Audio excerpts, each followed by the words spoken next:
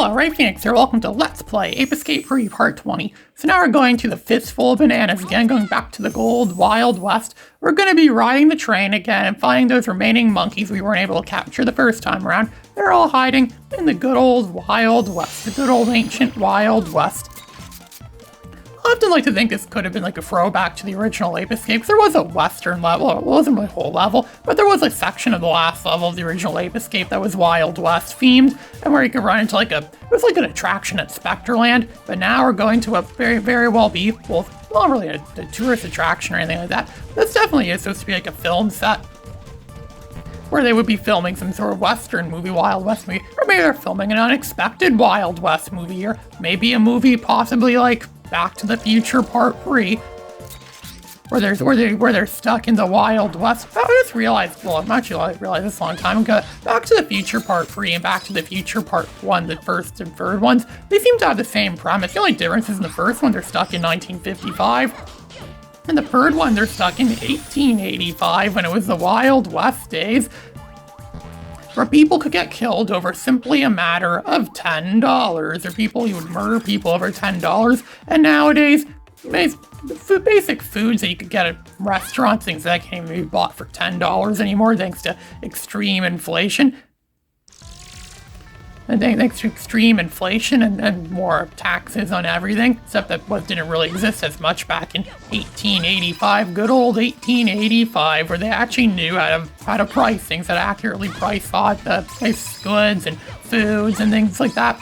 So riding the train, like a lot of levels of trains. It's also a bit like Indiana Jones and the Last Crusade at the beginning of the movie, when even the kid Indiana Jones had to ride the train, the circus train, and hide from things in the year 1912. That actually was a pretty epic scene. I think Last Crusade is my favorite Indiana Jones movie for that very reason. It is a very epic movie, filled with epic twists and turns, and Indiana Jones really did have good chemistry with his father in that movie, and the characters are really what makes the movie what it is. That's a lot to do with why I like Indiana Jones and the Last Crusade the best. It is the third one, and I think it's the best one. It's a lot better than Raiders of the Lost Ark, in my opinion. Which is probably an unpopular opinion, because a lot of people say Raiders of the Lost Ark is the best one there is. But Indiana Jones got to ride a train. This also reminds me a bit of other video games that have train-themed levels. Kind of like in Bubsy, in Bubsy and what's that game called? Bubsy and Claws Encounters of the Third Kind. There's a level where it's set on a train and spun like the Wild West, like a Wild West-themed train level where Bubsy says stuff like, "Go ahead, make my day." Or, well, it worked for Clint. And Jenny rides the train. Those are actually some of the easier. I don't actually remember them being necessarily easier, but the original Bubsy was a very challenging game, simply because Bubsy gets killed whenever he touches something. Someone made a mod for a Sonic game once where you could play as Bubsy in one of the classic Sonic games. And for Bubsy in those games, regardless of how many rings he has, if he takes a single hit, he gets killed instantly. He doesn't even have to get a hit. He just has to get close to, or remotely close to getting a hit, and then he ends up getting killed. That's so, because Bubsy is just, that weak. He's just really that weak. How could something so weak possibly exist like that? Well, it is possible something that's just as weak. A lot of people often bash Bubsy for being weak. A lot of people often forget that Sega's original mascot was also pretty dang weak. I'm referring to Alex Kidd. Alex Kidd was a pretty weak character as well too. He's weaker than most people knew him for. He didn't have very many attacks. His attacks are kind of weak. He was a very weak character overall. And yeah, everyone bashes Bubsy for being weak, but no one ever bashes Alex Kidd for that. Then again, Alex Kidd is kind of a forgotten character as well too. Sega's former mascot Sonic was way better, which Sonic had all the reason to replace Alex Kidd, because Sonic is a lot stronger than Alex Kidd. I'm not even sure if Sony ever officially replaced their mascot with anyone, because I remember in the 90s their mascot was Crash Bandicoot, but just like Spyro, they eventually lost Crash Bandicoot. It's not really theirs anymore. I don't know if they ever tried getting another mascot. If they were to have a mascot based on the post PS1 era, it'd most likely be Ratchet from Ratchet and Clank, maybe. Or something. Ratchet and Clank, yeah, they probably make good, decent mascots for Sony. Some people think Sweet Tooth from Twisted Metal could be also a good mascot. But those people don't realize that there weren't really very many Twisted Metal games after the PS1 era either. Most the PS2 era was mostly void of Twisted Metal games or car combat games in general, mostly due to it being a dead genre.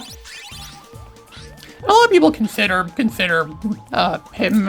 Master Chief from Halo to be Microsoft's unofficial mascot, because Microsoft did try to have a mascot once. It was Blinx the Time Sweeper, and oddly enough, he was in 2 games that kind of tried to be like Ape Escape to a small extent, where it involves traveling through levels and finding all the enemies and destroying them. Kind of like we do with monkeys, only instead there are specific enemies and you have to destroy them pretty much to progress in the game. Just like it is not too different from capturing monkeys in Ape Escape games. It all seems like Microsoft is trying to compete with Ape Escape, only they didn't do it so well. They should have just stuck with better fundamentals that were proven to work, like in Crash Bandicoot maybe, or Spyro. Those are fundamentals that were proven to work. That's why those are highly successful.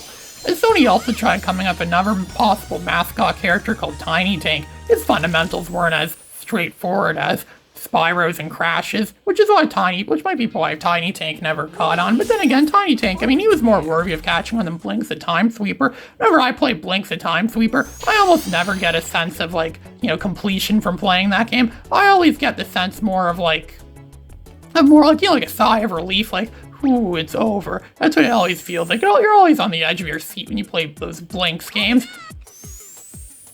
You're always on the edge of your seat. The gameplay is quite unpredictable, and there's so much broken stuff in those games. You'd be glad when that game is over. When the game is done, you're gonna want to bury it and never want to think about it again for as long as time exists. Then again, I've never beaten Blinx, any of those Blinx games. I haven't made it quite far in the original Blinx, but I don't think I've ever actually beaten the game before. And I can't even emulate it either, because Xbox is nearly impossible. I keep being told that Xbox is pretty much dang near impossible to emulate. But thankfully, PS2 is a lot easier to emulate, and PS2 is a much wider range of games than the original Xbox. It's even the GameCube. GameCube is also easy to emulate. Heck, GameCube is sometimes easier to emulate than PS2. At least my PC seems to think that same. PS2 emulator crashes all the time. It crashed so many times as I was playing this, as I was recording footage for this Let's Play. Whenever I play the GameCube emulator, it almost never crashes. GameCube is just that good of a system. I think GameCube deserves, I know I probably said this in other videos, but I think GameCube deserved to outlast the PS2. GameCube should have been the one that won, not the PS2. Then again, the GameCube was held back by the fact that the games are on mini discs and not regular DVDs, like what most PS2 games are on. The regular DVDs. Even so, this boss fight's just like the Monkey White boss fight, which is exactly the same thing we did the first time around. Just simply run around, play Robotron 2084, and run around the level, and just blast at enemies that come by, and blast at the Monkey Blue, and eventually he's gonna bring us to a duel, like a Western style duel, and then after that, which isn't really that hard anyways, he does the exact same thing as he did the first time around. It didn't win the first time around, so naturally that means he thinks it will work the second time around. This is why the Wile E. Coyote never tries the same thing twice when he tries to catch the Roadrunner. Because Roadrunner's just gonna figure out that's what his plan is, and then the Roadrunner's not gonna fall for it again.